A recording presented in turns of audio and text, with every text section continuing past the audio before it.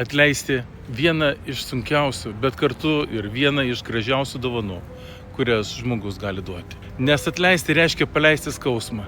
Ne tada, kai jis atrodo visiškai teisėtas.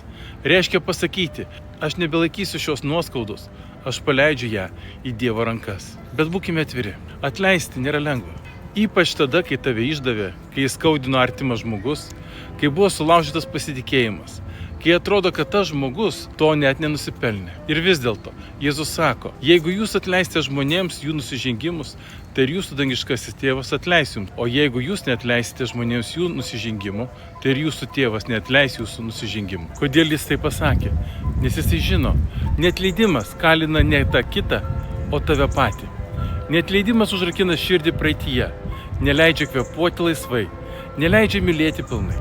Atleidimas nereiškia, kad pritari tam, kas buvo padaryta. Tai reiškia pamiršti, tai reiškia paleisti, patikėti teisingumą Dievui. Leisti jam būti teisėju, o tau vėl tapti laisvu žmogumi. Pažvelk į kryžių. Jėzus prikaltas pažvelgė į tuos, kurie jį kankino ir tarė, Tėve, atleisk jiems, nes jie nežino, ką daro.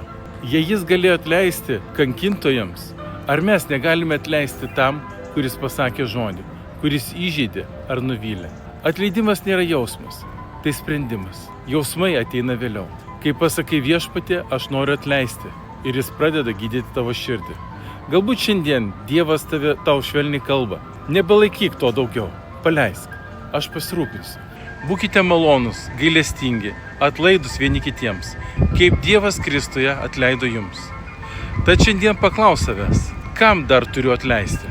Atleidimas tai laisvės kelias. Ir kai atleidi, širdyje vėl pradeda tikėti gyvybė.